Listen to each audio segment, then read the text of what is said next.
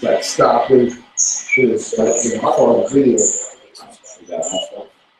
This, you see what I'm saying? Like, it's exposure, it'll go, it's going to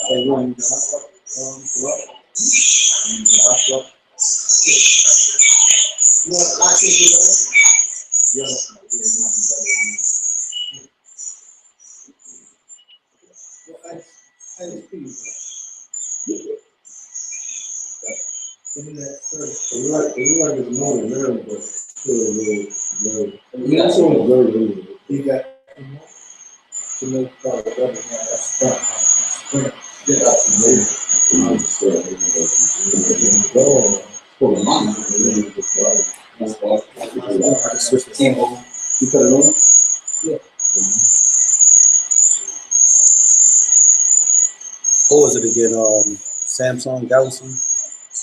What was your password again? Boss Hog 72? Yeah. No.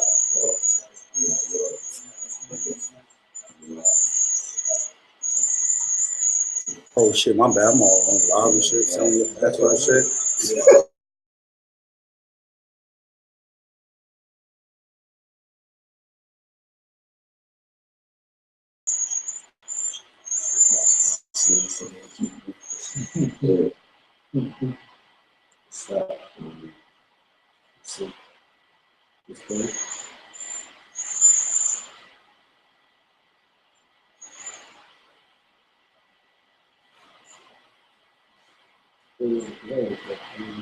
It's so many here.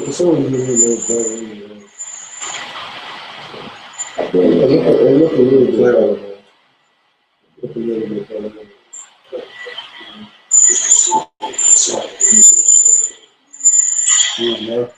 These are no services. That's my shit. Yeah, no services.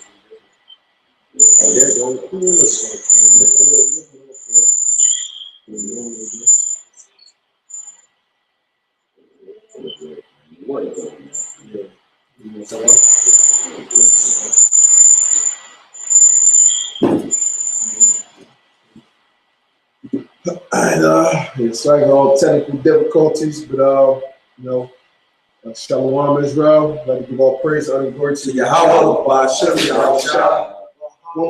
One more time, all praise, honor, and glory to YAHAWAH. One more time for understanding, all praise, honor, and glory to YAHAWAH. Double one to the apostles and elders of Great Millstone. Shalawam, YAHAWASHI, YAHAWAH, rock a thumb to the elect out there doing this work of faithfully, with love and true sincerity. You know, we the Hebrew Israelites, you know, from Jersey, GMS Soldiers of Faith from New Jersey. You know, GMS pray for few days, New Jersey as well, secondary channel. You know, coming to you brothers with a lesson. You know, the next day, you know, still in the Pesach, you know, the Passover 2018. You know, it's a beautiful time to be living in. Beautiful day, you know, for us to all of us, brothers across the four corners of the globe, to make it to see another Passover. Lord willing to be the last Passover, you know, of Babylon while we're here. You know, the Lord is constantly making miraculous things happening. You're seeing things constantly develop, you know, in the news. Brothers, you know, the apostles putting up different lessons. We see things enhancing as far as the technology, you know, and we just wanted to get into, you know, the importance pretty much of the times that we live in and dealing with YAHAWASHI, the title of the lessons are the blood and the testaments, you know, going into the importance of YAHAWASHI. Matter of fact, somebody give me 1 Timothy 2:5, going into the importance of YAHAWASHI and the testaments, and us slowly approaching the New Testament, in which YAHAWASHI himself is going to bring, you know, when he comes to make his second return upon the earth, you know, for us as Israelites, and the importance of all of this, you know, wrapped into one. All right, so just want to bring it out real quick. What was it? 1 Timothy 2:5. 1 Timothy chapter 2, verse 5 says, "For there is one power and one mediator between." Good. That's right. It says, 1 Timothy chapter 2, verse 5, "For there is one power and one mediator between the Most High and men, the man YAHAWASHI HaMashiach." So in today's time, right now, the way everything within the society has been, you always had a mediator. In the older days, right, like in the 90s, when you look at the music industry, you had the artist, you had the record label, you had the consumer. You had to go through the record label to get to the consumers. Now in today's time, what? They counting out the middleman, and they going straight to the consumer. For them to be successful, and doing it through social media. But in order for us to be successful, what our success is us following the law, statutes, and commandments to the best of our ability, and Lord willing, us being a part of the elect to reach the kingdom. We can't cut out the middleman and go straight to the consumer. The middleman made everything happen for us. And that middleman is YAHAWASHI himself, man. So getting into this, you know, and dealing with the blood, that's all due to the mediator, man. The mediator shed his blood. For us to have this second chance, we have grace, we had abundance of hope, which we didn't have in dealing with the First Testament, because that was according to the letter of the law, stating that we had to be perfect in every single move in which we do, and we couldn't slip up, or there would be death, there would be heavy and major consequences, man. So we have to be grateful within these times that we have that mediator in YAHAWASHI, and being, matter of fact, we had Hebrews 2, 9 and 10 real quick. You got it? So that, yeah. Hebrews chapter 2, verse 9. "But we see YAHAWASHI, who was made a little lower than the angels, for the sufferings of death, crowned with the glory and honor." And real quick, we got to think about that. YAHAWASHI, who the Lord made his first creature, you know, to create the worlds now as we know it. And he brought himself to a level lower than the angels. That's a great, humble man. So it's only befitting that the Lord, Yahweh himself, give him everything in turn for him esteeming himself to be on such a low level. Imagine you being a billionaire within the society and you just giving up all your riches. How YAHAWASHI said to the rich man in Matthew 19, "If thou will be perfect, give away all that you have." But the rich man wasn't willing to do that. This is what YAHAWASHI did. He already had everything. He didn't have to do what he did. This is why this Passover is that much more significant than anything upon the face of the earth. But that anything, that's the biggest sacrifice that any man will be ever willing to make upon the face of the earth. Think about it. Will any of us on the average be willing to just think to do something like that for one another? On some regular fleshly stuff? No. No. The flesh will take over. Hey, that's the spirit, because, you know, as I was on the road, you know, real quick, and holding up the live stream, you know, Lord willing, we get doing it now about the YAHAWASHI. I realize how people don't take the Passover or what we're doing, rehearsing, important, as if because they got off a job, they got off of work, they worked a double shift. So what? But still, this Passover and us rehearsing the righteous acts of the Lord is more important than anything. So suck it up, because this is more important, even though you might have did it double. You see what I'm saying? And I realized that on the way back driving, I'm sitting there pondering quiet, and I'm pondering saying, yo, people, 2/3 or people in general, when it comes for us serving the Lord, they don't think that they don't take it serious, man. They don't take it serious at all. Family members, wife, the girl, they don't take it serious. This is so serious, you know, and it's more important than anything that's going on right now, man. So for brothers that's in the truth and not taking it serious, man, shame on you, man. May the Lord slew you out, cast you out, man. This is more important than anything, man. You know? That's all. Back in Hebrews chapter 2, verse 9, it says, "For we see YAHAWASHI, who was made a little lower than the angels for the sufferings of death, crowned with glory and honor, that he by the grace of God should taste death for every man. For it became him for whom are all things, and by whom are all things, and bringing many sons into glory, to make the captain of their salvation perfect through suffering." Hey, bring that one back one more time. All right. This is Hebrews 2:10. For it became him for whom are all things. I'll bring it back a little bit more into the next verse. Okay. Hebrews chapter 2, verse 9.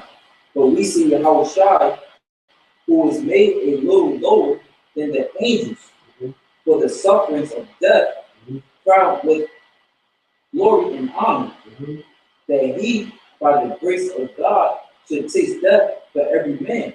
That he, by the grace of Yahweh, should taste death for every man. For every Israelite that walks the soils, not only in America, but of Europe, of Brazil, of Italy, of China, of all across the goddamn globe, man. The pain, the suffering, the agony that he went through for his whole nation, man. People try to talk and try to big up Martin Luther King and Malcolm X for the sufferings that they did for so-called black men. They sold the fuck out, man. What they did could never compare to what YAHAWASHI did for a whole nation, man. That's scattered across the globe, man. Period. Millions and billions of Israelites, man. Esau had it, so like real quick, Esau had it to where today is we're considered the minority. No, we're considered the majority, man. Period. Because we all across the face of the globe, man. You only the minority here in America, man. Yeah, Now I'm just gonna throw my 2 cents in there. Martin Luther King died for so-called black people. All right, and he didn't really die for them. He got assassinated. He didn't want to die. He didn't lay his life down. He didn't give up his life.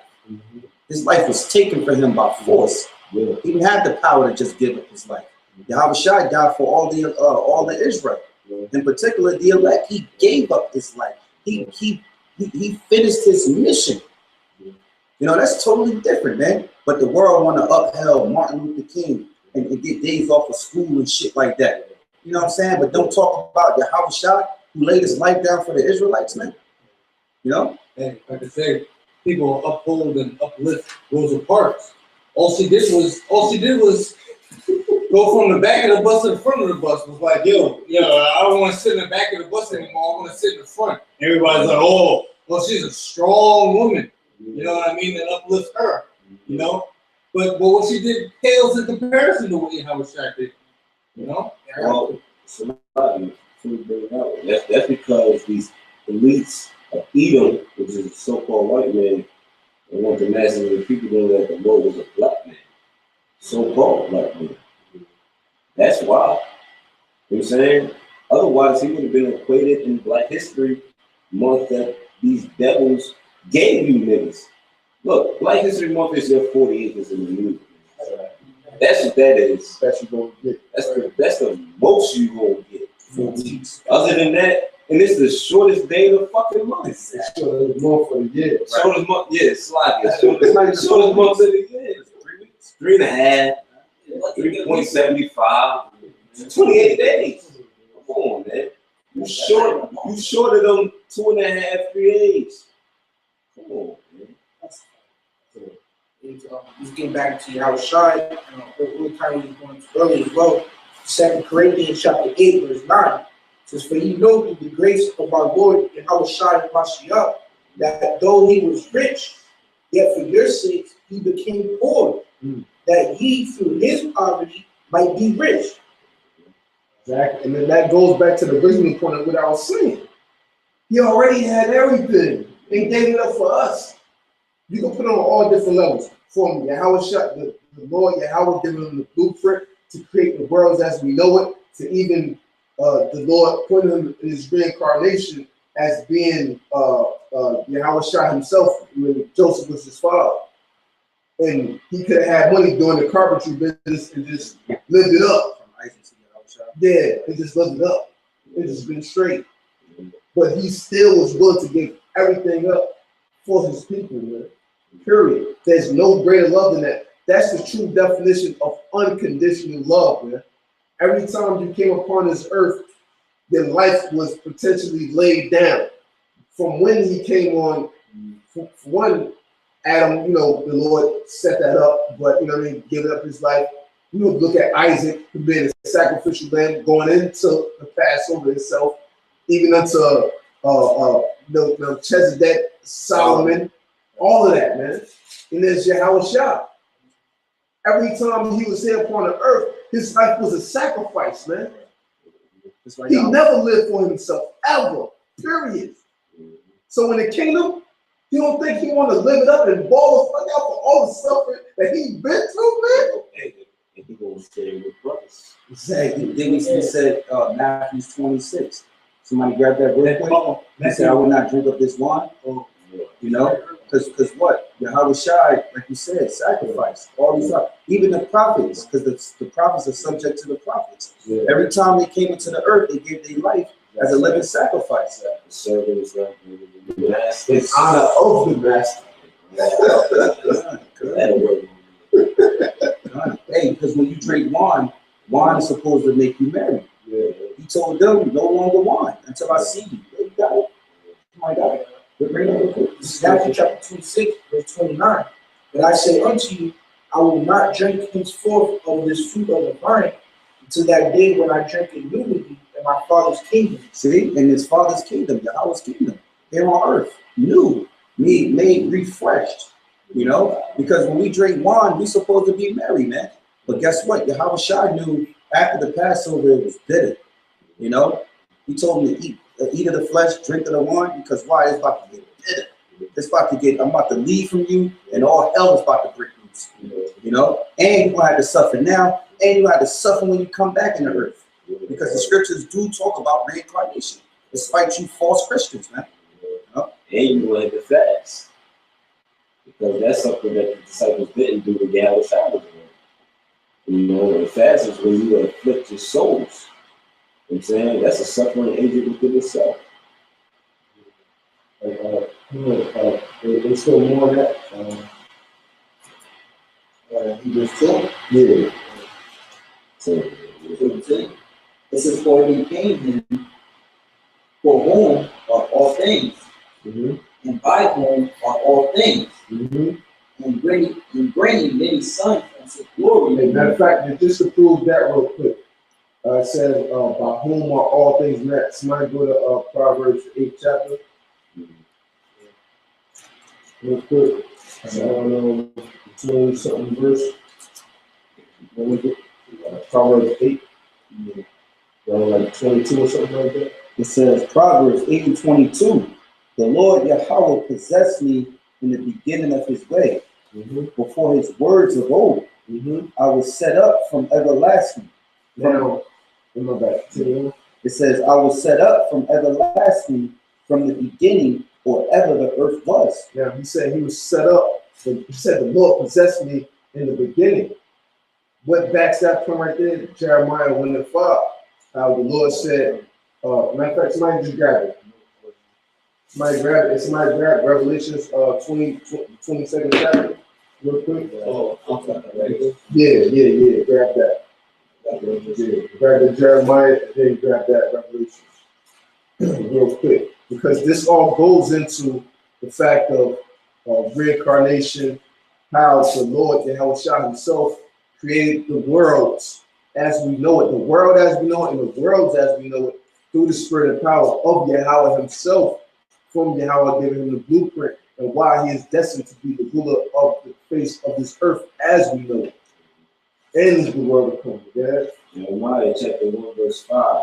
before I formed thee in the belly, I knew thee. But before thou camest forth out of the womb, I sanctified thee. And I ordained thee a prophet into the nation. Now he was talking to Jeremiah on this, on the physical aspect. Before you came out of the belly of your mother's womb, I knew you, I sanctified and I ordained you to be a prophet. So he told YAHAWASHI at the time when in Proverbs, he was King Solomon, said what? The Lord possessed me in the beginning.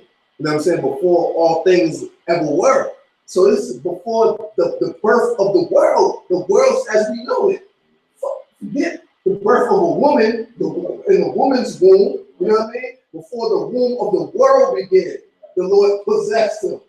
You know what I'm saying? Before all things. Why shouldn't all things be given to him? You know what I'm saying? The Revelations 22:13. I am Alpha and Omega, the beginning and the end, the first and the last. Exactly. So this goes to prove the point. So go back to that Proverbs 8.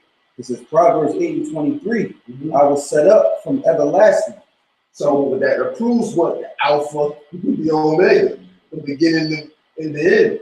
You set up from everlasting. What the scriptures also say, the first shall be last, and the last shall be first. Exactly. So that all sums itself up. Period. Yeah. That's how it says, I was set up from the everlasting, from the beginning or ever the earth was. When there were no depths, I was brought forth. When there were no fountains abounding with water, before the mountains were settled, before the hills was I brought forth. While as yet he had not made the earth, nor the fields, nor the highest part of the dust of the world. So Esau, they give everything up. Big Bang Theory. Charles The house, huh? They like to give Charles Darwin. Darwin, yeah, evolution. YAHAWASHI made the Big Bang Theory. You know why? Because going into the elements, you had to create elements and particles to fuse things together. So YAHAWASHI created it all. So if you want to say something about a Big Bang Theory, YAHAWASHI created the Big Bang Theory, if you want to go by those technological terms, so to speak. That it just didn't come out of thin fucking air. Some particles out of nowhere, just boom, and now we have the Earth. No, YAHAWASHI and the angels created that. The elect created that, man. You know what I mean? Yeah, even like scholars, scientists are now starting to realize, like, put it down in lessons, like how can you have a Big Bang Theory and then everything comes out so perfect? Exactly. You know? Right. If everything happened by Darwinism, by pure happenstance, by randomnism, you know, all fucked up. What are the odds are like less than 1%, way lower than 1% that it would be perfect as the way it is, the way that what is it, the ecosystem, the way everything falls apart, men and women, women, you know, everything, the balance of everything. Scientists that are willing to admit the truth, they're saying that they know that God exists. When you go to Esau's school system and they want to get into science and all of that type of field, they try to push off this philosophy that God don't exist. Science and God don't exist. Well, the Most High is science. And for one, how they know that God exists is what certain of these scientists or Edomite scientists are saying, is that because of DNA. DNA, somebody had to create DNA. DNA it repeats, it replicates itself, it forms, and it's also a stitch of what it was before. So that's not something that something that just happened spontaneously. That was programmed and started. And they're trying to get to the actual start of it. So they know that it was a God genius, really Yahawah power that put this together. You know? Because even if you take it on another level, if it wasn't no higher power and everything was created on its own, why would you still have to create technology? Why couldn't it just pop up on its own? Why couldn't technology just evolve naturally without man having to put his hand into it? Makes no fucking sense, man.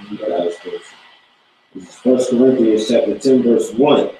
Moreover, brethren, I will not that you should be ignorant that all our fathers were under the cloud, and all passed through the sea, and were all baptized unto Moses in the cloud and in the sea, and did all eat the same spiritual meat, and did all drink the same spiritual drink, but they drank of that spiritual rock that followed them, and that rock was Hamashiach. Which is YAHAWASHI. Because the Lord knew what he was doing. The Lord deals with generations and he deals with individuals. He deals with nations. His people are the Israelites. So if our fathers walked in through the sea, which are the Israelites being delivered from the hands of Pharaoh, all right, and Moses, through the spirit of power of the YAHAWASHI, splitting the Red Sea, the Lord dealt with our fathers. So that means, we know reincarnation in scriptures, we are our forefathers. You have forefathers that's wicked, you got some that be righteous. You know, so guess what? There's no cloak for your sins. Then YAHAWASHI came on the scene later on. You know, so really there's no cloak, man. The Heavenly Father, he dealt with Israel. With that Amos brothers put that out earlier, Amos 3. Yeah. You know what I'm saying? You only have I known of all the families of the earth. You don't give a damn about you fucking Edomites, man. Let them keep painting this fantasy that they believe in Jesus Christ. Go ahead, believe in Jesus Christ. Let's see if Jesus Christ will save you in this day, man. You know? Spirit. You jump to the 9th verse. It says, neither let us tempt Hamashiach, as some of them also tempted, and were destroyed of serpents. Neither murmur ye, as some of them also murmured, and were destroyed of the destroyer. Now all these things happen unto them for examples, and they are written for our admonition, upon whom the ends of the world are come. That and admonition gets into warning, monitoring, you know what I'm saying? All for our benefit of today. These scriptures benefit you in today's time. Whether you wicked ass people out there recognize it or not, whether you will ever see it or not, man. The Lord, YAHAWASHI, he is the King of Kings, the Lord of Lords, is not no Haile Selassie or no other man that ever walked upon the face of this earth, man. It is the Lord of these scriptures, man, which is in today's time would be considered a so-called black man of the tribe of Judah, man. Now, all right, my land back, my brother.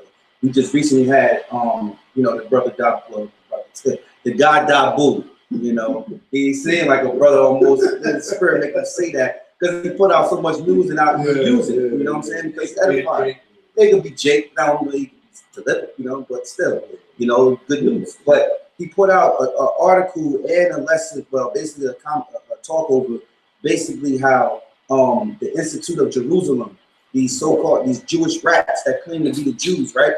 They came out and they had found artifacts of the so-called Isaiah seal, all right? But they don't know if it's Isaiah seal, right? Because it's half of a seal.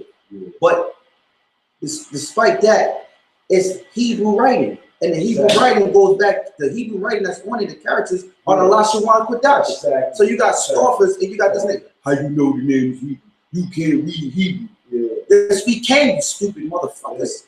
You know, and we know that the name of the Lord is back in Hebrew. So if you got an institution of Jerusalem with these so-called scholars, Edomites, and they're digging up artifacts and finding them and making it record that, look, this could be our prophet Isaiah still, or just somebody of old showing you as tangible evidence that what we're speaking about is the truth, man. The name of the Lord, that right there is a gem, man, because that's a precious jewel for you scoffers, man. A straight up cut, man. You know, you had the Lord, the LaShawan Kodash written, man, which we go over, man. You know, now we got the Syrian, so of course you got to learn how to read it, the Greek and things, but still, the name, it was written in the LaShawan Kodash. When we go back in the Lord's name, man, the LaShawan Kodash, man. All right, Yahweh and YAHAWASHI. Exactly, the holy tongue that was passed on from our forefather Eber, you know, from the time where the Lord set the divide between all men with the division of the tongues. That's why Eber had to say Peleg, because Peleg means what? Division. Because in that time, that's when the Lord separated the nations in their languages. That's why he named the same Peleg in the Hebrew is actually Palag, which means to divide, to separate. You know what I'm saying? So somebody bring the John 20:29 to Psalm 85. It's John chapter 20 and 29, and Yahawashi saith unto him, Thomas, because thou hast seen me, thou hast believed. Blessed are they that have not seen, yet have believed. Right, so like with our case, we don't have to see tangible evidence to believe. A lot of us, when we first heard the word, we was glued to it. We knew it was the truth. Our spirit gravitated toward it. Why? Because the things that are in the foretime were for our learning. The spirit of the prophets is subject to the prophets, how we just went over. So they drew us back into the word. It drew us back into our calling, our heritage, to what we know to be real, to actually have some substance within this fake ass world. You know what I'm saying? Period. Yeah, faith. You know what I'm saying? So a lot of people will have to see these physical things going into the so-called conscious community. They gotta see all these type of tangible things to believe something. But we don't need that, man. We believe without seeing with bodily eyes, man. Yeah, that's like Romans 8:16. Spirit bears witness with our spirit that we are the children of the Most High. You know, and you mentioned the word draw out. Well, that goes into the word education. You know, right? You draw out what is already within you. You know. So I got a precept. This is Jude chapter 1, verse 5. I will therefore put you in remembrance, though ye once knew this, how that the Lord, having saved the people out of the land of Egypt, afterward destroyed them that believed. But the point is that the Lord brought us out of remembrance. You know, he educated us. He brought out what was already within us. He drew it out. Which the Spirit, the Holy Spirit was there, but he had to ignite it, like to ignite the fire. Exactly. So the flame. That's right. One thing you also said I want to go in there too is that what makes this truth more powerful is because of faith. All right, against those that's carnal. The spirit always wins over the flesh. You know, the flesh could win for so long, but guess what? Where the spirit going to win at the end? Because guess what? If you die in the flesh, the spirit still's alive. The spirit goes back up to the Father. So guess what? Your spirit is everlasting, like the Heavenly Father.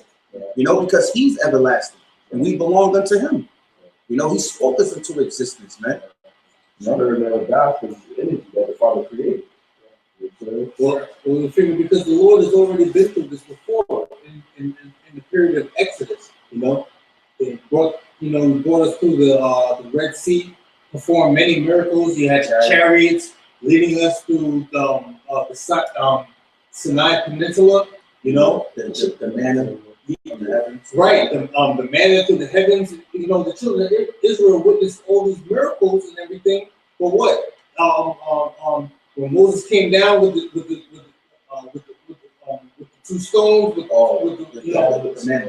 commandments, laying down the law, the children of Israel said, you know, whatever you command, we will do. What happened? They went off. The incident also when they said, "Let us talk to the Lord. Let us talk to the Lord." So Moses said, "Okay, they want to talk to you, Lord." And then here come the Lord. Tempests, earthquakes. Yeah. No, Moses, we talk to you. We talk to you. Man, that's great. Silence right there, man. Right. Oh, and that's spirit. Because I was looking for that. I couldn't find that exact scripture, but you mentioned it perfectly because that's the mediator, right? Moses, you know. But ultimately, it's Yahawashi. Right. He always had a mediator. Right. You know, the Most High always had a mediator. You know, the ultimate mediator is Yahawashi. Right. Yeah. This is Psalm chapter 85, verse 11. It says, "Truth shall spring out of the earth, and righteousness shall look down from heaven." Right, so to go to the point how we mentioned in John 20:29, you don't have to see tangible things to believe it. We believe by faith. Now, going to this scripture, truth shall spring out of the earth. It just so happens that the Lord made physical things come up out of the earth to validate things when you have unbelievers that can't acknowledge it regardless of what. Right. That even further backs our faith when we do get a chance to be blessed with some physical evidence. Right.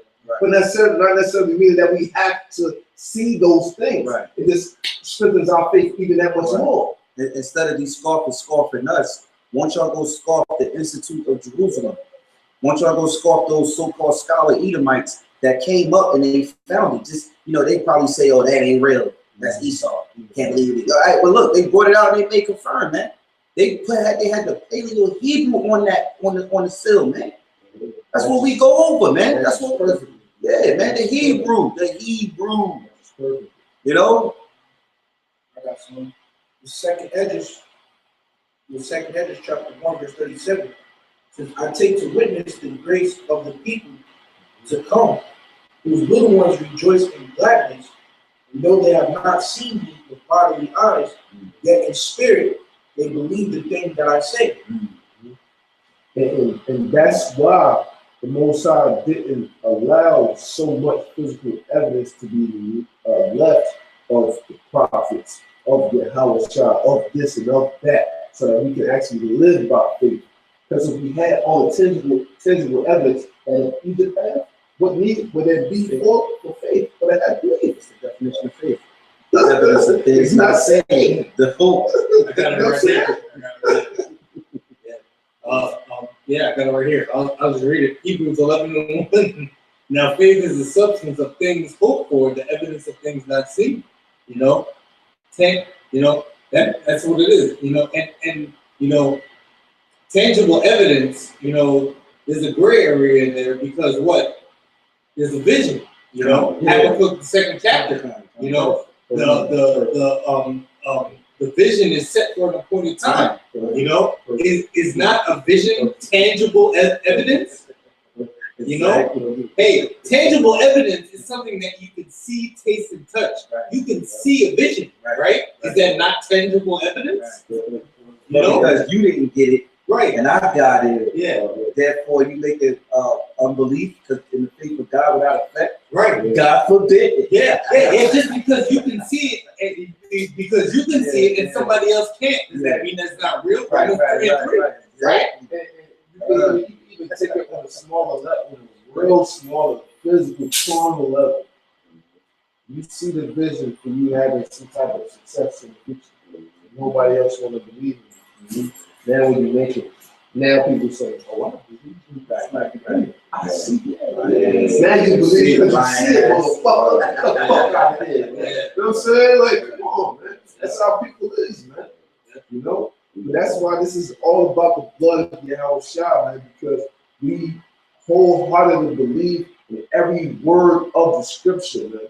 This is not no instance when you have like what's this nigga name, man, from fucking the ATL, the country community, man.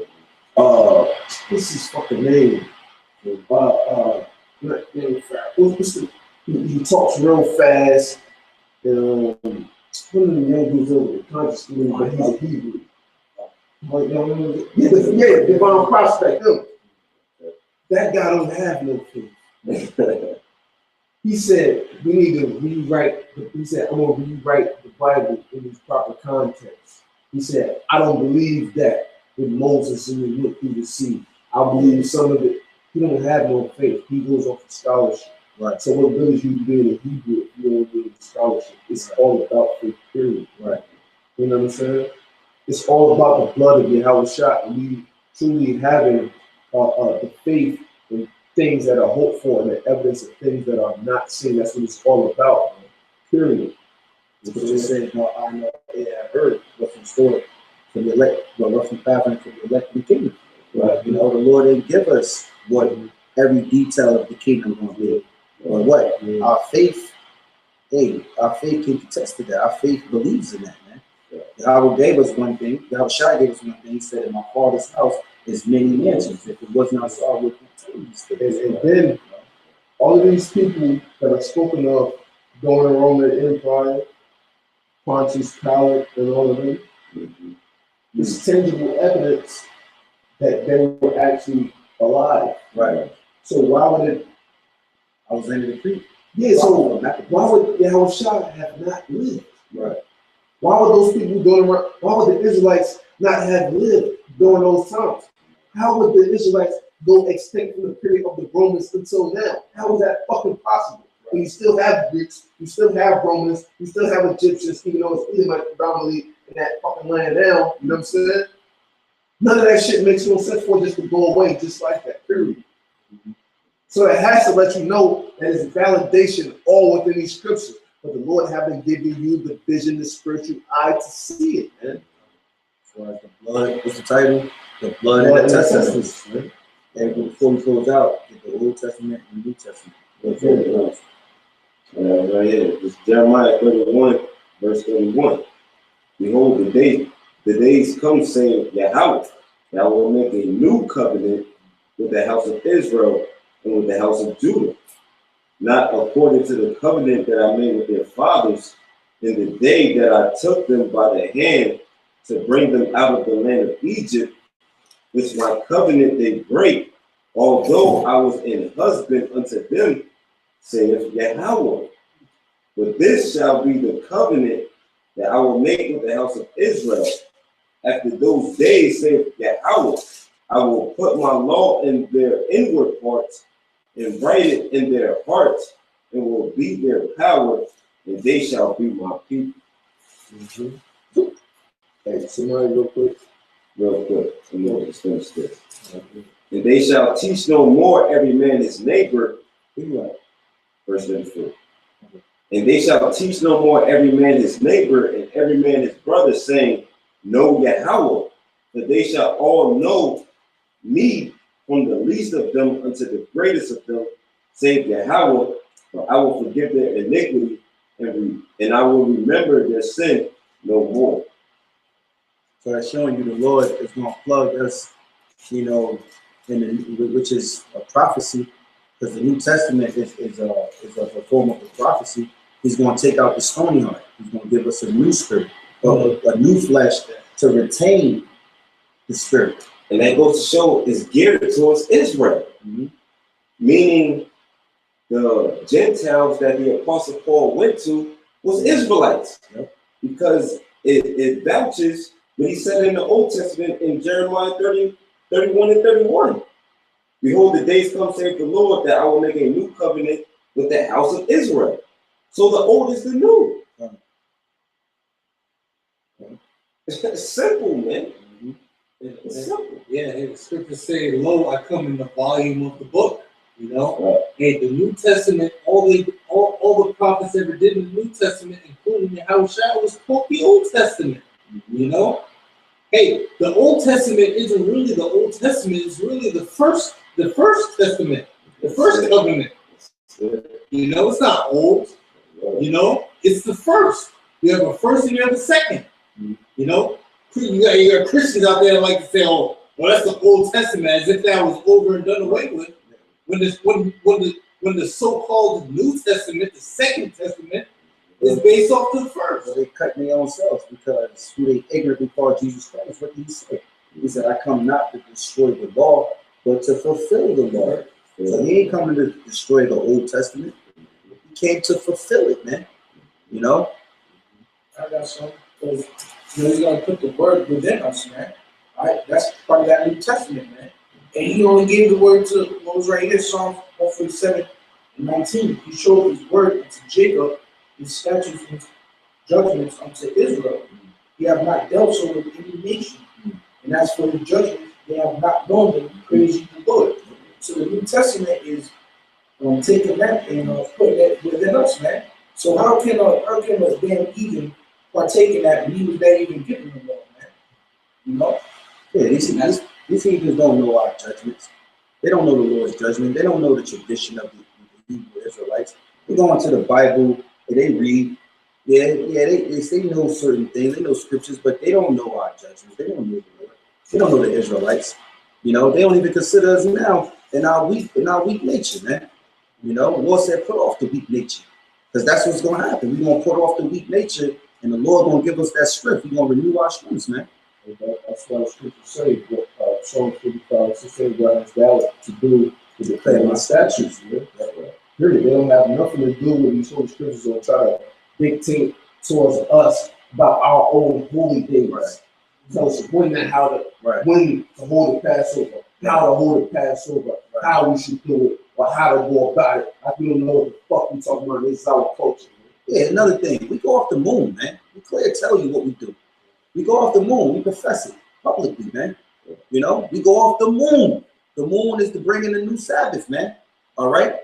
So we go off the moon. We don't go off of what Esau put together, man. We know we go on the scriptures. The Lord tells us through the scriptures that the first of the month goes off the moon, man. All right. So we go off the moon. So figure that out. Put a comment. Somebody put a comment on one of the videos I loaded with y'all brothers on the page that said something about how do y'all know the Sabbath. Some shit. I ain't even really tired. I just saw it on the notice. I ain't even click on it, but it said something. How do y'all know? And I was like already like, if you just a scoffer, like, you know what I'm saying? If you don't understand, then watch even more. If you sincere in that question, you should just keep watching. Maybe this should answer you, man. You know? Yeah. Well, you know, that's how you know that it's Sabbath, because you know we don't just follow what the apostles say. I mean, there are leaders, but you know they say things, but we look it up for ourselves and we see that it's true. Case in point, earlier this morning, me and the brother was just sitting and we're looking at a tree just outside of the establishment that we're at right now. We were looking at a tree and you start seeing the little rosebuds budding out of the trees, right? It's just starting to bloom, okay? That's the very beginning of spring. Of the year. Right? Of the year, right? And it's the Passover, it's a full moon. It's exactly lining up with the scriptures. They ain't got nothing to do with the apostles are saying. The apostles are speaking the truth. Right. You know? It just lines up with it. Just lines up with the truth. You know, it's nature. You know, hey, ultimately, you know, you're following men because you're following YAHAWASHI, but it's all the truth. If you're diligent looking it up. And if you think that's complicated, then you tell me, how do a new year start in the middle of winter? Right. If that's so complicated and so difficult for you to understand, and you don't believe, then tell me, do a video and show me how do a new year start in the middle of a season. Don't one season gotta go away first before something to come in? You get 4 seasons, man. And that's the other, we live on this side, so yeah, we get 4 seasons, man. You know, so that's another way of indicating how, okay, if all of these seasons come through and the next season that we know to come through, which is the start of a year, we know that it's spring. We know that, all right, all the seasons are passed by. Now it's about to start over again. Here we go back at square one. Obviously, this got to be a new year. It's common sense. You know? And they line up with nature. This is when the bears come out of hibernation, man. You know, and they explore their world again. All right, they come out of their dams. All right, other day I heard some damn birds chirping, man. Like, what the fuck? I ain't hear that damn all, man. You in the mountains. Yeah, so that's how you know it's you don't have the lilies and stuff start to grow out of the grass. Right. So it's plain as day that this is the new year, man. Right. In China, they say they got the closest calendar. They just had their New Year's like over the weekend. They don't complain about China. Go there and tell Chinese people that they got the calendar wrong. Hey, it's the year of prophecy. Not no year of movie. Fuck all that mix you gotta talk about. It's the year of prophecy. Hebrews 9:22, somebody wrote Genesis 17, This is Hebrews chapter 9, verse 22. It says, and almost all things are by the law purged with blood, and without shedding of blood is no remission. It was therefore necessary that the patterns of things in the heavens should be purified with these, but the heavenly things themselves with better sacrifices than these. For YAHAWASHI or Mashiach is not entered into the holy places made with hands, which are the figures of the truth, but into heaven itself, now to appear in the presence of the Most High for us, nor yet that he should offer himself often, as the high priest entered into the holy place every year with blood of others. For then must he often have suffered since the foundation of the world. But now once in the end of the world hath he appeared to put away sin by the sacrifice of himself. Exactly. So going into the point of there's no remission of sins without bloodshed. We know from the letter of the law dealing with Moses, when he was put to death by what? 2 or 3 witnesses. And in John 1:17 it says, the law came by Moses, but grace and truth came by Yahawashi. You know, that ultimate redemption. You know, so when we're dealing with the blood of goats and lambs and those sacrifices, those weren't sufficient enough because Israel still was hardened in their hearts to do evil, to do wicked. But Yahawashi came to break that barrier for your heart and your mind to actually be opened up fully unto the Lord. So now you could be given grace for the things in which you do, because now it's just like, it's not like a nigga just know automatically, yeah, I know I can go murder this nigga and I can just go sacrifice a turkey dove and a fucking lamb or some shit and I'm gonna be good. Nah, Yahawashi had to come and search out, you know what I'm saying, the official ones that was really for the Lord, that was really sincere with everything that they've done in their life, period, man. Even if you still fuck up, those are the ones that I come to give grace to. You know what I'm saying? Period. Not the average nigga who just wanna just play games where they know he can get over on the law. What niggas trying to do now? Niggas are trying to get over on the law. Yeah. Period. That's why he took away the sacrifice. Exactly. That's why what? That wasn't sufficient no more. So Yahawashi, he had to be that ultimate redemption for us, the hopeful elect. Period, man. You know, don't let the priest be your man. You know, because he gonna build you up, man. Because that was the sons of Eli. They was too wicked, man. These two wicked sons, they was accepting bribes and shit.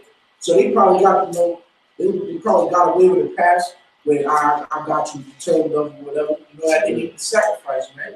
So it was a whole bunch of corruption, man. Yeah, it was premeditated sins. Exactly. Right. You know, here it is, like, all right, I'm gonna walk right now, but when I get up in the morning, I'm gonna sacrifice some doves for the Lord. You know, I'm gonna burn some oxen. That's good, man. Good. Yeah, Gucci. Yeah, You know what I'm saying? premeditated. You know they had a Hebrew word for Gucci in the back in the day. Yeah, but I also too, I know this is a little, just to throw it in there, Yahawashi said a man commit adultery in his heart first. Yeah. You know, because if you're a man and you lusting at another man's woman and you ain't even touch her yet, but you up here fantasizing about how you gonna caress her butt, you gonna touch her skin and kiss on her, you committed adultery already. Did not the Lord tell was it Samuel? He said, I look within the inward part of man. He said, look, I look within the inward part of man. You know what I'm saying? So the Lord Yahweh and Yahawashi, they look within the sincerity and the inward part of you. They don't care what that outward may look like. They look within your soul and your spirit. 2nd Ezra 16 talks about how the Most High knows your thoughts. He knows what you daydream about. He knows what you desire. He knows everything before you even do it. Scriptures also said, man's going is of the Lord. How then can he find his own way? So guess what? Nobody could predict their life. Nobody could say, well, I'm going to do this in 10 years. No, you don't know that. You could be dead the next day. You know what I'm saying? Because they take away the credit from the Lord as if he's not that powerful. You know, he's not the creator. The Lord, Yahawashi, they make it seem like he's not the savior of this world of Israel. You know? See, the Lord kept the cluster of grapes to himself, which are the elect. So the Lord knew, the Lord saying, okay, I'm going to keep them as righteous unto me. I'm going to keep them by my side while the rest of them get sour. And I'm going to plant them again, which going to bring back that whole vine. So guess what? These niggas out here scoffing us. You scoffers that scoffing, these agents and all that shit. That's Israelites who sold your soul, man, to Esau. Man, you should be thinking this, man. That the Lord allowed us to stand up against this devil, man, and break down the strongholds through his spirit and power. Because in the kingdom, you're going to be good. You're going to die on this side, a grievous death. But in the kingdom, you're going to have your head down, and you're going to be a regular citizen, and you're going to know what the fuck you did, and you're going to be saying, I'm sorry, man. You know? Sure. Yeah, something right there. But you're going to be good, though. You know, everything going to be all right. 1 Corinthians chapter 6, verse 19. What? Know you not that your body is the temple of the Holy Spirit which is in you, which ye have of the Most High, and you are not your own, but ye are bought with a price. Therefore glorify Yahweh in your body and in your spirit, which are of the Heavenly Father. So the men of the Lord are bought with a price, man. They're bought and paid for. All right? They own. Paul said what? We're prisoners of hope.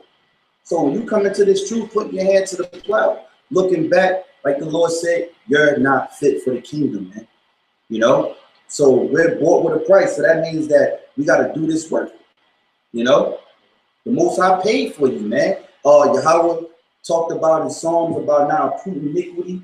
So the Lord forgive you for whatever these men done. All right, for an example, look at King David, man.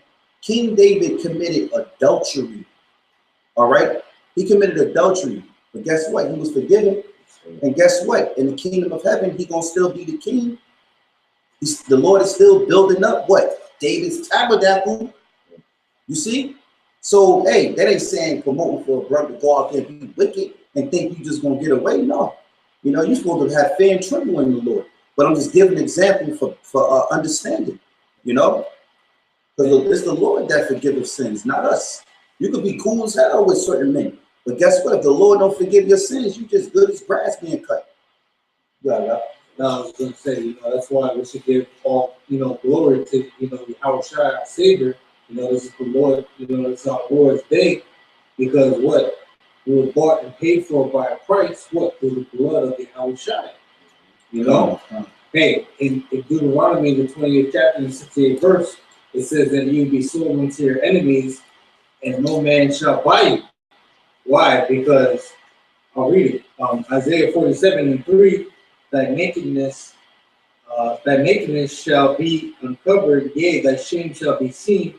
I will take vengeance, and I will not meet thee as a man. As for our Redeemer, that's the part right there. Because it said in Deuteronomy 28:68, you know, no man shall buy you. Why? Because the Lord is not going to come back as a, you know, he's not going to come back as a man. You know, he's going to come back as a spiritual angelic power to what? Redeem us, right? Verse 4. And also is no other faithful men that's going to come uprise and more put in more so and so forth, and they're going to uplift us and bring us out of this. That's it. And even Paul knew, Apostle Paul knew, he couldn't sit in the shoes of YAHAWASHI. What's that? Romans 9:1. He said he had great heaviness in his heart. You know, he wished, like you said, he wished he could have did what YAHAWASHI did to save Israel. But guess what? Even Paul couldn't fit in YAHAWASHI's shoes. You know, that's why we celebrate the Passover of YAHAWASHI, man. You know, not of what's that? King Hezekiah they talking about? You know, not of that. No, we celebrate YAHAWASHI's Passover. YAHAWASHI's Passover is more important. That's the king, bro. That's the deliverer. That's the savior.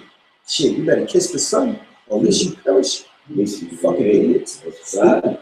That's stupid, yeah. Yeah, Hezekiah's Passover was a completely different situation. They were out of captivity. They were just delivered from captivity. You know? What's the wrong ball?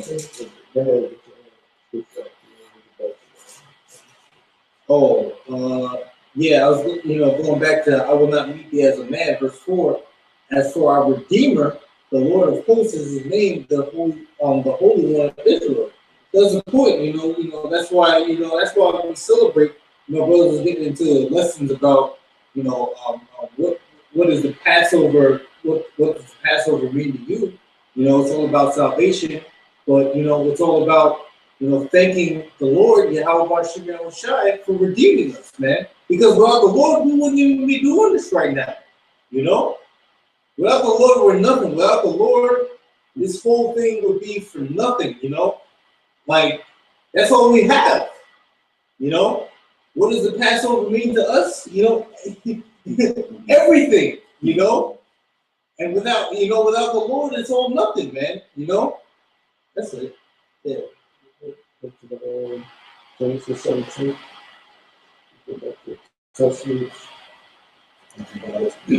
Genesis 17:9. And God said unto Abraham, thou shalt keep my covenant, therefore, thou and thy seed after thee, their generations. Mm-hmm. This is my covenant, which ye shall keep between me and you. Remember, the Most High said to Abraham, you should keep this in your generations. So just continue with that. And thy seed after thee, every man child among you shall be circumcised. Mm-hmm. And ye shall circumcise the flesh of your foreskin, Mm-hmm.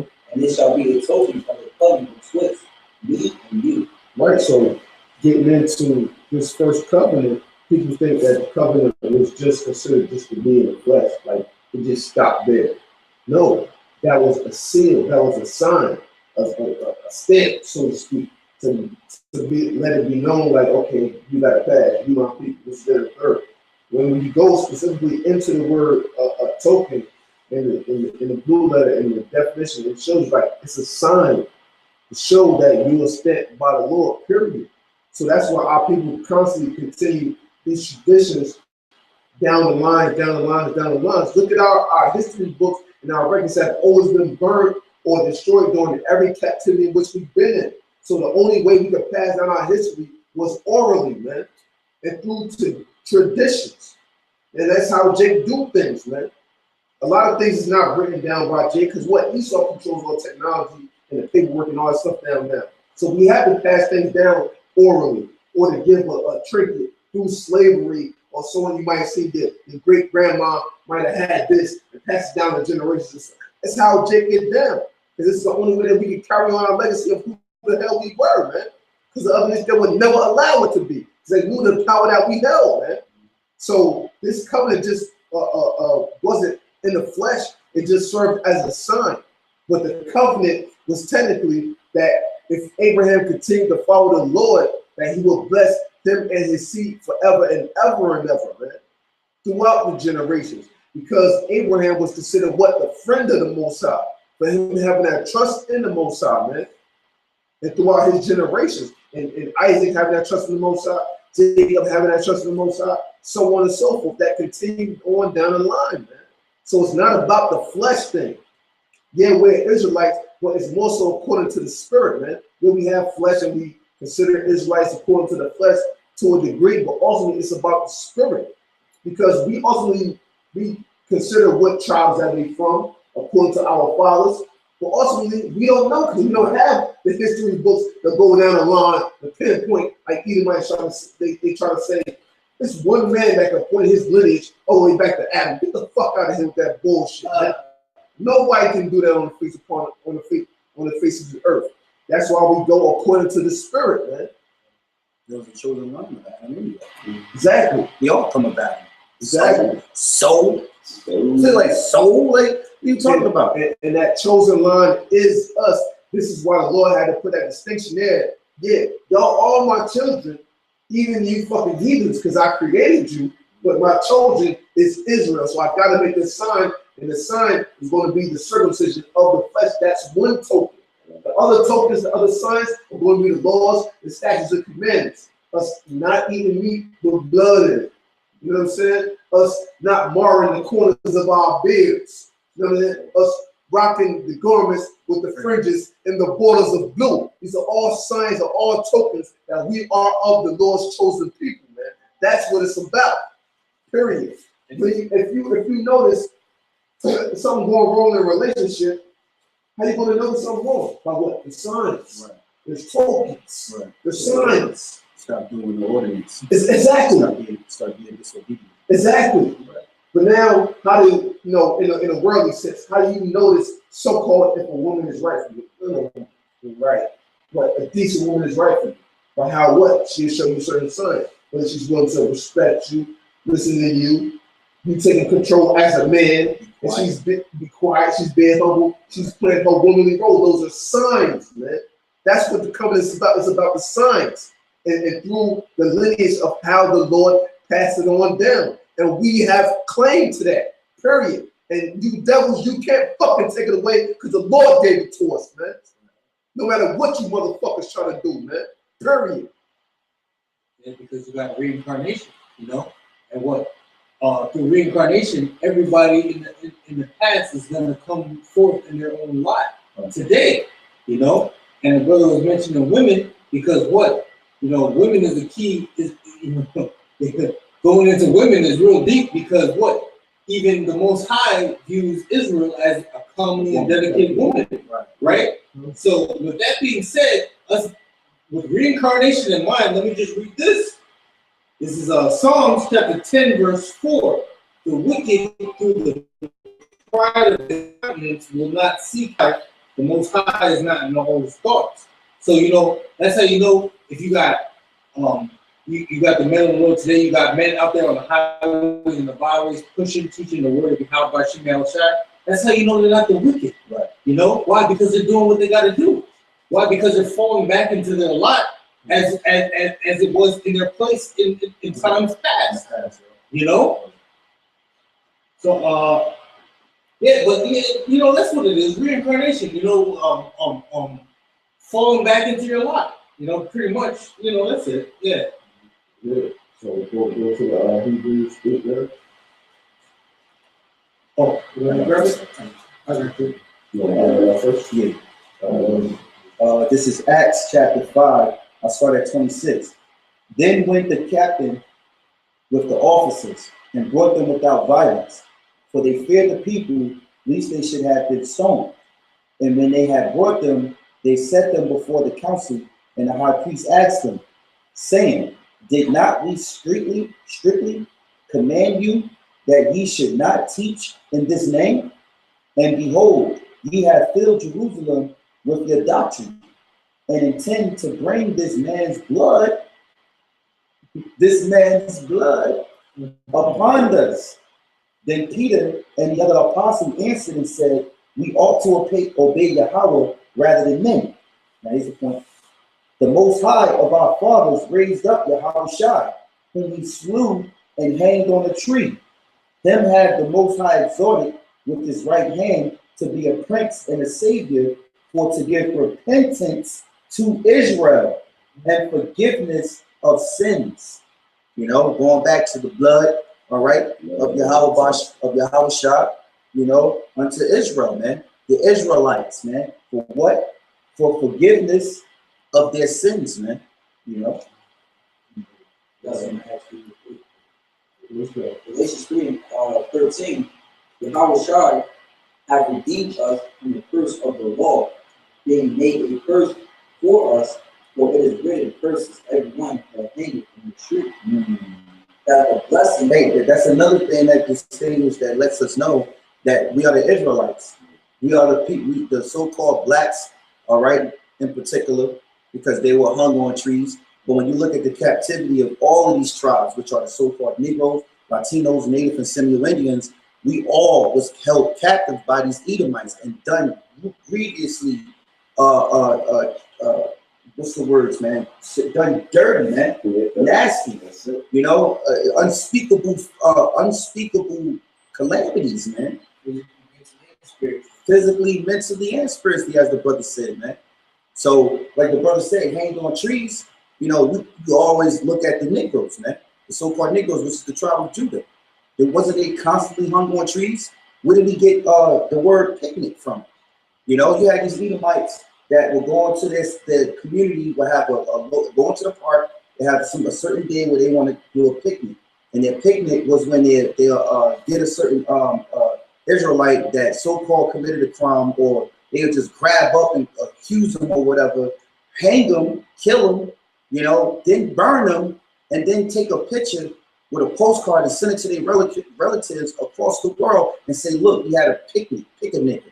Pick a nigga, man. So you got Jake, all these dumbass women, all right, and these stupid house niggas that's got these face shaped up with the waves and all that. Not saying it's want to have waves, but pretty boy type niggas that's dumb as hell, all right, willing to please their women, and their women talk about, let's go have a picnic in the park. So he out there with his woman with a blanket in the grass with a cooler with some cold cut sandwiches, you know, got him a little beer on the side, having a picnic with his woman. You niggas don't even know where the fuck it came from, man. You don't even know what you're doing, man. You're copying and following with Stockholm Syndrome these fucking Edomites, man. Jake ain't down with no picnic. Jake a grill. Jake a cook out and grill some shit. But we ain't about to, you know Jake in his right mind, all right, gonna put out a blanket in the grass and sit with him and his baby and his girl, and they just having this sunshine time.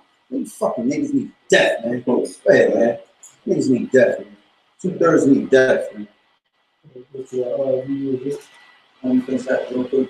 It says that the blessing of Abraham might come on the Gentiles through YAHAWASHI, that we might receive the promise of the Spirit and faith. So that's, you know what I'm saying, conclusion. You know what I'm saying? And this is a good chapter. I like reading this on the Galatians 3rd chapter to give us a better understanding, you know, how did the covenant go from Abraham, you know what I'm saying? Being a, you know what I'm saying, covenant of the law, written, So basically, being a covenant of faith. It was oral. It was oral. It was oral. Yeah. It was oral. And then now it's a covenant of faith, man. When you go into the New Testament, it was faith back then too. Remember, they had faith. Not to cut you off, but I know what you're saying. But it was oral back then. But then with Moses, it was written. You see? So this adding on to you. It actually goes into that. It says, jumping verse 16. Now to Abraham, jumping verse 16. Now to Abraham and his seed, where the promise is made, he said, not to seeds as of many, but as of one. So thy seed, which is YAHAWASHI. And this I say, that the covenant that was confirmed before of God and YAHAWASHI, the law, which was 430 years after, cannot be annulled, but it should make the promise of none effect. For if the inheritance be of the law, there is no more promise, but God gave it to Abraham by promise. So it's coming back now, man. You got to think about it. Our people, that scripture said in Revelation 11 chapter, our bodies were dead for 350 years, man. You know, or it says 3 years and a half, 350 years, man. So now we're getting the covenant back, man. After our people were dead for 350 years, now we're getting the covenant back. You know, the name of YAHAWASHI was on the earth, you know what I'm saying, for them, man. You know, so for us to get that back, that's goes to show you how we represent that covenant of promise, man. You know what I'm saying? We, you know, spiritually are the Gentiles, man. You got Israelite farmers, you know, as well, man, at this time. Yeah, man, I thought in there too. Just like the apostles, you know, their elders, they believe that, you know, our God's for the man, you know, to come back around. And we believe that too. King David, King Marshall's King David, we believe that too. You know, because when you think about it, all right, the name of the Lord, you know, it came from the apostles and their elders, man. You know, like apostles always, you know, get at these niggas and say, you know, these guys that was once of us, you know, and now they're teaching the false doctrine, coming up with all this different doctrine. You know, apostle, I'll be in the video, apostle tell them like, well, you want to change the 12 tribes, son? You know, because you got niggas that teach, there was once of us, and now they're teaching something totally bogus. But they're not switching up the 12 tribes, son. And then they're still calling on Yahweh and Yahawashi. Where did you get that from? So that's how we know that these men, like the apostle said, because they, you know, give that good experience, and they're righteous men, all right, holy men that we see doing the works, all right. So we believe too, man. You know, it's all it is, man. This is a faith. This is all about faith, man. You know, it's all about faith. Now, is genealogy going to get you delivered? No, we know that. But guess what? According to the doctrine of this truth, being synced in one, we understand, man. That's the difference, all right, for an idiot getting into genealogy and battling and warring against genealogy when the scriptures tell you, don't meddle with it, all right? Hey, the scriptures talk about how meat is given to a man of full age, you know? So, hey, and when you look at it, we're not of a full age, but guess what? The Lord is feeding the knowledge and understanding and wisdom up. So brothers that are on a level, they're learning quick. Brothers are soaking it up and getting it fast, man. Because we're about to get the hell up out of here, man. You know, not to venture off, but you know, a famine on the word is coming. You know, Trump will be issuing World War III. We see Turkey going against America. You know what I'm saying? So hey, there's a lot of shit going on. The mark of the beast, man. You know, the mark of the beast is heavy. How can you not see that? You know, so look, man. Trump about to take these guns away. Which gonna bring Edomites, the white America, to a sedition, all right, among men. You know, when you take away the guns of these Edomites, and what that other Edomite said, take away the guns, and you cut the internet. Watch you see white America go crazy, man. Esau gonna go fucking crazy. You take away their guns and then you take away their internet. Watch these Edomites be out on the street wilding. That's what I believe it. You know, he said that Edomite said that so-called insider, man. Who I'll be listening to sometime, getting that scoop. You know. Yeah. Hebrews 8? Yeah. Yeah. That's it. It's Hebrews chapter 8, verse 6. But now hath he obtained a more excellent ministry, by how much also he is the mediator of a better covenant, which was established. He's the mediator of a better covenant, because the Lord initially made that covenant for what we say with our forefather Abraham. So Abraham was that mediator at that point in given time.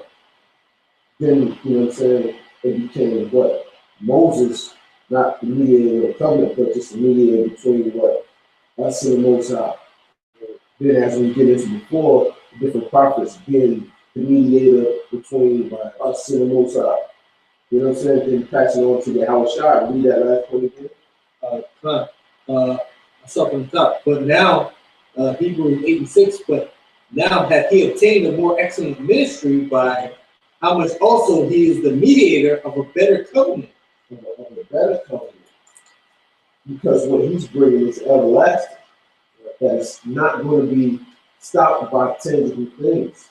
You know what I'm saying? That doesn't need, as it gets into Hebrews 7, we have not daily to offer up sacrifices for him as other people. Somebody do that. Hebrews 7 and 22. Oh, sorry, 22? Yeah, sorry, 22. Hebrews 7 and 22, it says, by so much was YAHAWASHI made a surety of a better testament. Exactly. Get into the same point I was getting into the Hebrews 8 chapter. And they truly were many priests because they were not subject to continue by reason of death. Exactly. So this is part of the reason why what he can bring is a better covenant. They couldn't continue on because of death. Mm-hmm. But what he's bringing is everlasting life through him walking the earth as a perfect man. So the others couldn't continue on because they were imperfect that brought upon them death. The reason that YAHAWASHI died was because, of course, he had to suffer for his old sins, but the Lord allowed him to walk through his life perfect to bring himself everlasting life as well as us. Right? What no other man upon the face of earth could have ever done, unless the Lord been with him. You know? Yeah.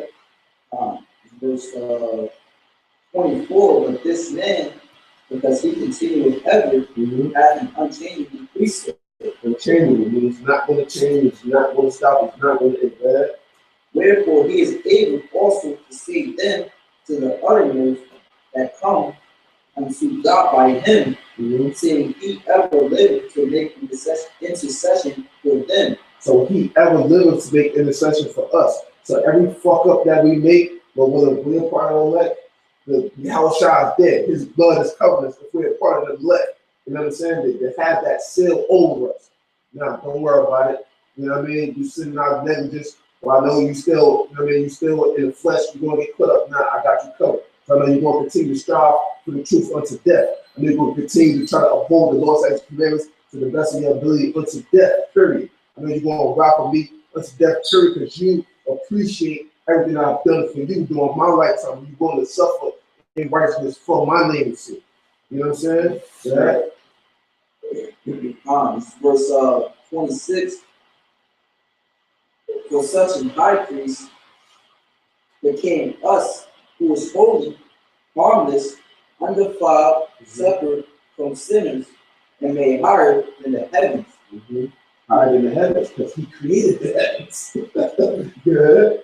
Who needed not daily as those high priests to offer up sacrifices, first for his own sins, and then for the people's. Yeah, and that shows that during his past reincarnations, past incarnations before that time, that he had to go off. That's why it says specifically that he had to pay for his own sins, which he did this once. But he didn't have to constantly die and die and die and die as YAHAWASHI over and over again. You know what I'm saying? For his blood to cover us. So he only had to do it one time. Yeah, we doing it one time. Exactly. Ain't something. Yeah. Don't get disgraced. That's why the Heavenly Father has a remnant. The Lord didn't have a remnant, then he tried to do it again if he asked him. The Lord had to start this whole world over too. Preserved. Yeah. It says to offer up sacrifice, first for his own sins, and then for the people's. Hey, now you said the word preserved. When you look at the back of any bottle or any for something to say preservatives and to maintain freshness. YAHAWASHI, he's our preservative for us to maintain freshness. Hey, you know what I mean? And the elect are the preservatives to maintain Israel. They're like, oh, Word, man. Word, man. It's set up that way. oh, It's YAHAWASHI first, Yeah. and everything else come after, man. You know, the elect. That's why in the kingdom of heaven you're gonna have the elites. You're gonna have you have the elites today, which are the so-called what you call Illuminati, the Rothschilds, the Rockefellers. You know, the House of Esau, the elites. You're gonna have the elites on our side. You're gonna have the elect today, all right, who the Lord delivered. They're gonna be the elite on our world, man. You know, high ranked. You know, great status. You know, with the crown on the head, man. So, you know, and just know that, man. You know, I was telling someone the other day, you know, we ruling as kings in the kingdom. You're not just gonna see a king like you see a judge in a courtroom. You're gonna see a brother, a judge. He's gonna have a scepter in his hand. You have a crown, but more importantly, he's gonna have a glow around him. He's gonna be a God figure. When you look at him, you're gonna, ooh, what the hell? Like, what is this? Like, you're gonna tremble. You know, how much more YAHAWASHI? But the power that the Lord has given to his elect, when they rule on the judge, they're gonna be sitting there with the glorious appearance. So where it's gonna be like, oh shit, what did I do wrong? Ishmael, I committed adultery. I'm dying, crying. Like, you know, because you gotta, I try to, you know what I'm saying? it's called vision. Now, I got something real quick, right? This is Isaiah chapter 1, verse 9. Except the Lord of hosts had left unto us a very small remnant, we should have been as Sodom, and we should have been like unto Gomorrah. That's what you call preservatives. Okay? Unless the Lord had left the elect, America would have been destroyed, man, without warning. Because who's the ones that got the warning in Sodom and Gomorrah? Lot and his family. That's it. Those who was destined to be delivered would have got the message. You know what I'm saying? So with Babylon the Great, the Lord has to allow the prophets to go out there on the highways and byways to teach this word. You know what I'm saying? And it was going to take a process. It was going to take time because the elect was in the world. The elect was in the field. You know what I'm saying? Doing whatever they was doing. You know what I'm saying? And they had to stumble across the world. They had to stumble across the truth. You know what I'm saying? In a fashion that the Lord wanted them to stumble across it in order for them to be converted, man, and be healed. You know? So if it wasn't for that, America would have been destroyed, man. Hey, matter of fact, America is already destroyed. Because the Lord has got the angels holding back the wind. Physically. Yeah, well, physically. We're going to destroy physically. Yeah. So America, this place is already gone. You know, we're just waiting for it to manifest because the angels tell us in Revelation 7, holding back the winds. That wind represents destruction. So you just until they be sealed in their foreheads, which is who? The elect. So the elect it's because of the elect this place isn't flipped over, man. Yeah, come. We still out of Hebrews, so we'll get back to the old verse. Hebrews 7:26, who needeth not daily as those high priests to offer up sacrifices first for his own sins and then for the people. For this he did once when he offered up himself. For the law maketh men high priests which have infirmities. But the word of the other, which was since the law, maketh the Son, who is consecrated forevermore. This is Hebrews 7:8, verse 6. But now hath he obtained a more excellent ministry, by how much also he is the mediator of a better covenant, which was established upon better promises. All right. For if that first covenant had been faultless, So there was obviously fault with the first covenant. You know what I'm saying? Because now entering into the second covenant, it has to be written in our inward parts. But with the first covenant, it wasn't written on, it was written on tablets of stone. And that stone represents what? Our stony hearts, man. Our stony minds. Look at Jake nowadays. Who's the only people, you know what I'm saying, when the kids went up like, well, you hard-headed. You know what I'm saying? Your mom and grandma said something like, boy, you hard-headed as hell. That's stony heart, man. It only makes fucking sense. Yeah. If you can't get that, you just ain't fucking spiritual, man. Period. Don't know white people who say that to their kids. Exactly. They just take shit from their kids, man. I don't know why Billy's acting like this. Ignore him. And then Billy wound up chopping your fucking neck off later on in life. He go to a fucking mass murderer. When we go to a school and shoot up his kids. Yeah. This is That's why Psalms 58:3 says the wicked are estranged from the womb. As soon as they're born, they go straight speaking lies, man. They're fucking devils, man. Since the time they born. Period. And you said it perfect too about a better covenant, like us being at fault. You know, the only fault about the first covenant is us. You know, the first covenant was really actually perfect. You know, the law, the only thing that was at fault was that the fact that we couldn't uphold our end of the bargain. You know, and I was in second Edwards. Go to Edwards. He was pissed off that he was wishing that he didn't make Rocky Packers and that Adam didn't go off. He was wishing that he didn't go off, man. And that's why we gotta go through all the shit we go through today. Yeah, because it was going for him, like you said, the law would have been perfect, but from Adam, everything was just going downhill from there. That snowball effect is getting worse and worse and worse and worse. So we have the shit the way we have today. Everybody blue, pink, red, yellow, fucking hair. Doing some music being brought down low, motherfuckers stupid and fucking other. Common sense ain't fucking common. You know what I mean? All the shit we have nowadays, man. This is 2 Ezra chapter 6 and 53. Upon the 6th day, thou gavest commandments unto the earth, that before thee it should bring forth beasts, cattle, and creepy things. And after these, Adam also, whom thou madest Lord of all thy creatures. Of him come we all, and the people also whom thou hast chosen.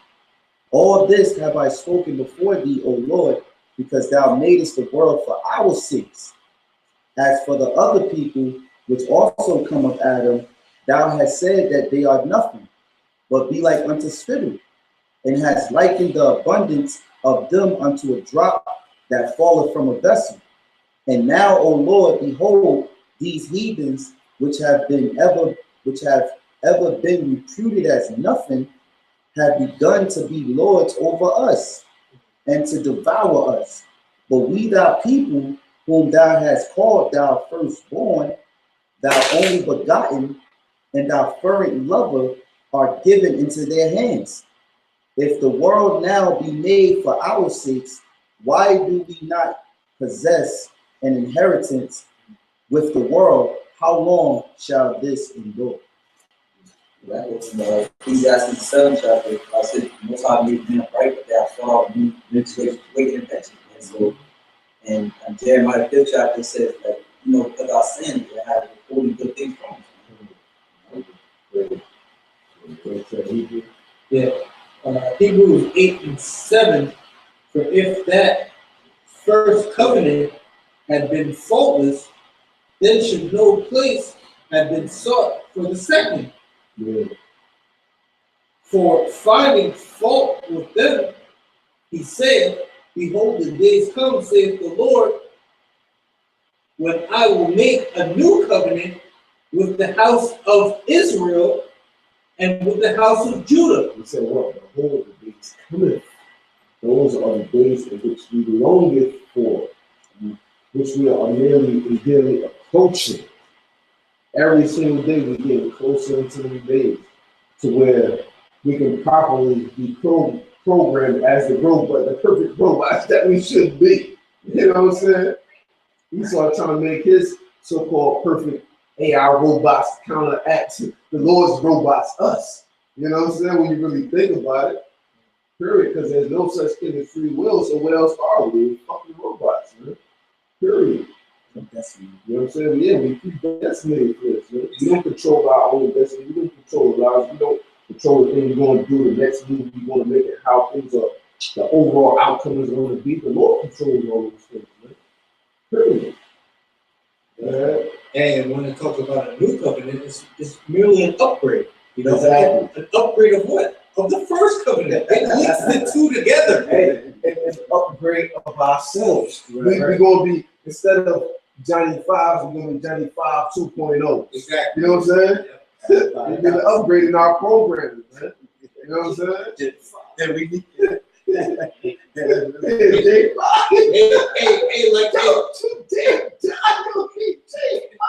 like your phone, you know, hey, like your cell phone.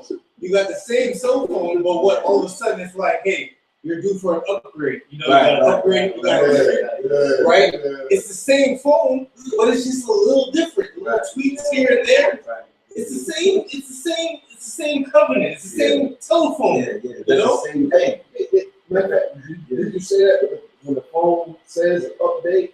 You said that? Yeah. When the phone says update. Yo, that's the spirit of the My phone just asked me that I want to update my shit. I did that. You know what I'm saying? Me too. I did it by mistake. I changed everything. I mean, when it says nothing I know of. It just keeps me so more up to date and up to date. The Most High gonna make us the up to date thing. And ain't nobody gonna be more up to date than the date that he make up to date. Man, look, man, you devils is watching us, but the angels is watching you. We got bodyguards too. What reference that said? Niggas watching you, watching me, and something like that. That's right. Oh shit. Yeah. And that's in the scriptures, man. The militia. King, King, 1 Kings 17. That's right. This is verse 9. Not according to the covenant that I made with their fathers in the day when I took them by the hand to lead them out of the land of Egypt, because they continued not in my covenant, and I regarded them not, save the Lord. For this is the covenant that I will make with the house of Israel after those days, saith the Lord.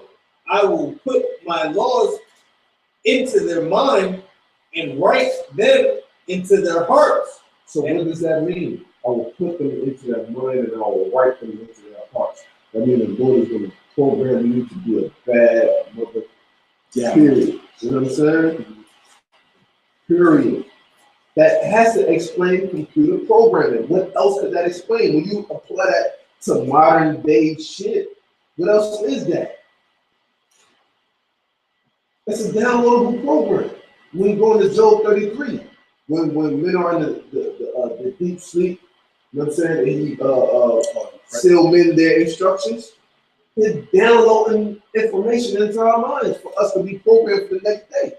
Man's on the Lord, therefore how can man understand his own way? He don't. That's why the Most High had to download those programs into us day in and day out. The same way with Neo in the Matrix. Give me more. You lay in the program. I know we're coming full. You know what I'm saying? It's the same shit, man. Yeah. I will put my laws into their mind and write them in their heart, in their hearts, and I will be to them a power, and they shall be to me a people. Because this is when the Lord is actually going to be proud of us once again.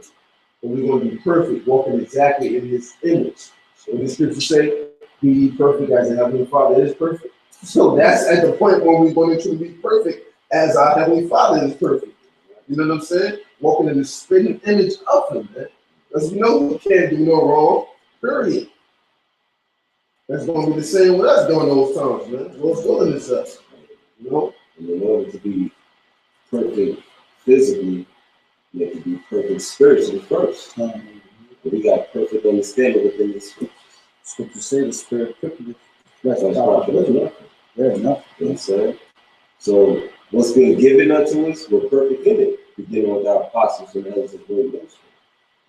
Saying the torch has been passed down. Yeah, we got the truth, man. Yeah, We got the truth. 100%. And you know what you do with the truth? It's like a piece of gold. You take it, you tuck it under the arm, you hold it. At night, you look at it, you probably pull it out of your safe, pull it out of your drawer, and be like, hey, You show it off. this is the truth. Yeah, hey, you want to see some truth? Yo, look at this. But you can't. You running high with it, you know. But you can get some of your own. I got some oil for you. You know what I'm saying? We got the truth, man. This is the truth, man. You show you how to get it. Yeah. You show you how to get it. You gotta come. You gotta hold to it straight. Water and fire. Now, you have to get it. Niggas burn and niggas drown. That's right. Hey, we having fun in this thing, but one thing about being in this truth is staying in the truth. All right, because you constantly are battling demons. That's the hardest part. Growing in this truth, and the Lord have it to where you have your ups and downs. That's how He keeps you at bay. He keeps you afloat and balanced in the truth. Not having too much, not having too little, man. Look, the Lord is not going to bless you with spiritual gifts, spiritual blessings for nothing. Unless you suffer. You gotta go through something. You gotta, hey, slap me. Somebody give me some rock for 116. What the Lord gives you, eventually they have to benefit not only you, but other brothers as well. That's the point. And that's what happened with King David when he committed adultery. You know what I'm saying? He said it in the prayer to the Heavenly Father himself. You know what I'm saying? Let him be pretty much a strength unto other brothers that they transgressed in the same fashion. You know what I'm saying? Roughly paraphrasing, if I got it correct. Go ahead, Sirach 4:6. 116. This is Sirach chapter 4, verse 16. It says, if a man committeth himself unto her, he shall inherit her. This is what? Wisdom. This is the scriptures. Go ahead. And his generations shall hold her in possession. For at the first she will walk with him by crooked ways. That's right, because what? Wisdom got to be able to trust you. You know what I'm saying? When you get a woman, you got to put her through the test to see if you can really deal this up with her. You know what I'm saying? You watch that movie, A Bronx Tale. He said, how do you know this woman's for you? If she reaches over and unlocks the door for you, that's how you know that woman's for you. That was a test, you know what I'm saying, that he told Cologio to put her through, you know what I'm saying? And she did it, and he was like, yes! You know what I'm saying? He jumped for joy because he knew that was the one for him, according to what his old head told him, his elder told him, you know? Same way with this truth. YAHAWASHI told us in Sirach, the 6th chapter, prove a friend. You know what I'm saying? A friend is known in adversity. Go ahead. It says, at the first she will walk with him by crooked ways and bring fear and dread upon him. That's why you're going to catch a lot of hell when you first come into this truth. Sirach, the 7th chapter. You know what I'm saying? Bring that out real quick. So I was going to quote it, but Sirach 2 and verse 1, my son, if thou come to serve the Lord, prepare thy soul for temptation. That's the crooked ways. Go ahead. Set thy heart aright and constantly endure. And make, because when you endure that temptation that you go through, you're showing yourself that you're a friend of YAHAWASHI. Go ahead. It says, set thy heart aright and constantly endure, and make not haste in the time of trouble. Because when you make haste in the time of trouble, you're more likely to succumb to the flesh as opposed to the spirit. Go ahead. Cleave unto him and depart not away, that thou mayest be increased at thy last end. And that's the point, because YAHAWASHI deals with patience. And we know that patience deals with suffering. So you got to go through the turmoil that you may be increased at that last end. You can jump back. Okay. Sirach 4 and 17. For at the first she will walk with him by crooked ways, and bring fear and dread upon him, and torment him with her discipline. That's right, because what? The fear of the Lord is the beginning of knowledge and wisdom. Go ahead. It says, until she may trust his soul and try him by her laws. And that's the point. That's how the Lord knows he can trust you. When you're battle tested, when you go through the ranks, so to speak. You know what I'm saying? When you go through the hell, you know what I'm saying? And you continue to do the work of YAHAWASHI, you continuously fellowship with the brotherhood. You know what I'm saying? You continuously put up your prayers. You know what I'm saying? You fast when need be. That's when the Lord knows he can trust you, and you're not relying on nothing cardinal to get by. You know, you may lose a job. You know what I'm saying? Then as you pray to the Lord to bless you with another job, as opposed to when you was in the world, you'll pick up a pack and sell whatever, you know what I'm saying, comes in your hand just for you to make rent. You know what I'm saying? Or just for you to pay a bill. You know what I'm saying? The Lord sees that you're putting on a new man, you know what I'm saying? And you're solely relying upon him to get by. That's what you call faith, man. The Lord will see that, you know, and increase you. The blessings come through sufferings, man. Only how you see good is like you saw bitter. Yeah. You only taste good unless you taste bitter. You don't even know what's good unless you taste bitter. You praying for the Lord for faith. But you don't think the Lord's going to put you through hell in order for you to obtain faith? What happened with King Solomon? The woman had to go through that situation, you know what I'm saying, with the child, you know, and saying cut it in half, and King Solomon had to apply wisdom, in which he prayed for it, to lead the nation of Israel. The same way we got to move in this present day.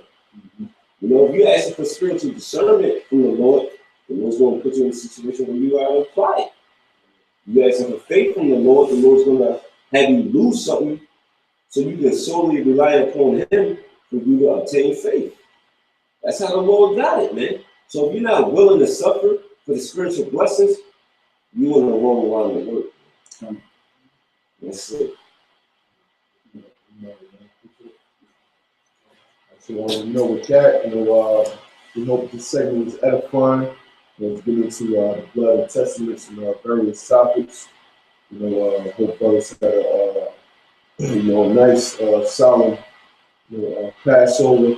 You know, and, truly going through the full understanding and knowing the severity of this holy day and what we are to face during these upcoming troublesome times of Jacob's trouble. And but just stay steadfast, continue to move in the right spirit, and do what we gotta do so we get the fuck up out of here. That's one thing. Also, for those that's watching right now, for women, men to the women, keep watching, man. Keep pushing this truth, brothers. And if you want to, outside of the body, keep putting those prayers up to the Lord and get in the body, man.